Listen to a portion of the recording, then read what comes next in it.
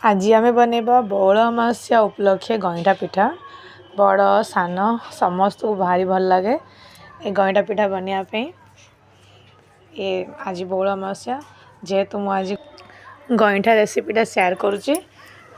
पिला बड़ समस्त भारी भल लगे कि ये चाउल अरुआ चाउल मु 1.5 ग्लास नहीं आने प्रथम धोई भल राखू 3-4 घंटा बतरे रखीदे आम एवं आने आम ये सब जिनस आम आने यूज करवा पइड नड़िया ग्रीस करी पकेवा बड़ ताटिया अधा ताटिया फुल ताटिया टी उणा क्षीर नड़िया कटा नड़िया तेजपत्र काजू और बादाम घी गुआ घी दी चमच बड़ चमच रे कला मरच इलायची छेचा मुझे गुंड ग्रीस कर रखीदे माने छेचिकी कटा पइड से सब आम ग्रीस करिया गईठा उपर आम चाउल सक हो गला माने बतरी गला आम अधा ग्लास पानी देगी भल से ग्राइंड करनवा मिक्स करनवा पूरा एमती बैटर एकदम स्मूथ है क्लीन है पूरा पतला बाटनवा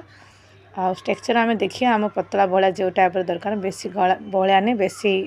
पतला नहीं सामान्य घी काजू बादाम आम भाजी नवा कटा नड़िया हेल्ले भाजी नवा बेसी भाजी आनी आम गोल्डन टी करवा बहुत भल बास्ना आसो गईठार घी भाजी सारापर एवं आम यही कड़े आम ए गिलास टी पानी दबा मुझे गिलास टी आमर जंतुणी देखी मुझे 1.5 ग्लास पानी देती आने लुण पकया अधा चामच स्वाद अनुसार पानी देखी बटे देखी लुण चामचाड़ी चीनी एवं गईठा जो पिठा करने से बैटर आने पकया गरम पानी रे मिक्स करनवा भल मिक्स करवा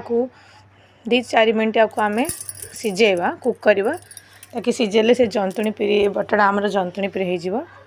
मिक्स करवा गोटे डायरेक्शन रे देख ए जंतुणी पिरी आमर बटा हो गला एवं आपको आम गोटे कंसार थाली रखा काटदेवा ठंडा करने एवं ये ठंडा होगला आपको घी लगे चकुड़ा चकुड़ी टिके हाथ रे घी लगेवा आउ जंतुणी भी घी लगेवा और गोला गोला साइज रो आम ताको गड़ी नवा जो टाइप आम शेप दे पारिया से टाइप कर सान सेप हो बड़ सेप हो कि डेंग सेप रे आम कर चक्का कर जमी आम आप जिन चाहिए सेमती कर जंतुणी भल से होती सेप गड़ापे किसी असुविधा होनी जंतुणी पानी सामान मापर देले जंतुणी बराबर हो किसी असुविधा नहीं एवं जंतुणी आई मुझे सबुरा गईठार पिठा गईठा बनवाई एमती गढ़ देती सब जा देखु गोल गोल कर सब साइज रे बाहर एवं सब रेडी है जंतुणी गईठा पिठा देखु एवं गोटे कड़े नवा यानी घी टी चामचटी घी पकेवा तेजपत्र टी भाजी नवा ताने आम ग्लास टी 2 ग्लास जंतुणी देखी पानी देदबा एवं आने आम जो आमर कला मरच गोल मरच और इलायची गुंड कर रखी सारा पानी पकया बास्ना बहुत बढ़िया आसे बास्ना गईठार एवं सबू पानी टी जाल टी फास्ट देदेवे आ सब जंतुणी जो आम पिठा बनी रखी थे गईठा पिठा ताको गोटे गोटे कर सब पानी गोटे गोटे छाड़ी ने 5 मिनट आम आपको सिझे नवा 5 मिनट सिझी ताकि भितर आड़ू जो गईठा आमर पिठा अच्छी से कंचा न रम 5 मिनट सिझे सारी आने सिझिले जाल दे सिझेदे देखिए ऊपर भासी आसो बोले तुम जान कि आम गईठा पिठा सिझी जाइए देख ऊपर पड़ा आसला सब गईठा पिठा ऊपर पानी रे भासला अब जो पिठो बटा आउ टे आमर थिला ताटिया सोडा आम ऐड करदे कहीं टे बलिया हो बलिया मिक्स कर घाटी नवा देखु हाँ सांगे सांगे पको पको घाटे बलिया बलिया रे तो क्षीर पकई नवा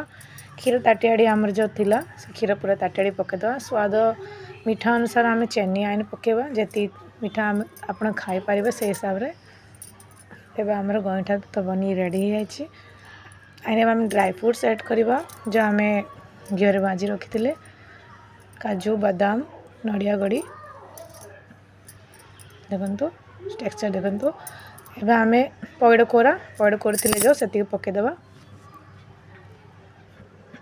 आमर गईठा अलमोस्ट रेडी है टी जाल दे फुटे नवा गईठा पिठा तो रेडी बस एबे रेडी है आम आगे ताको सीझेबा 2-4 मिनट कुक करिया सीझी सारे आम गईठा रेडी हो गलानी एबे आम ताटिया ताको काढ़ी नबा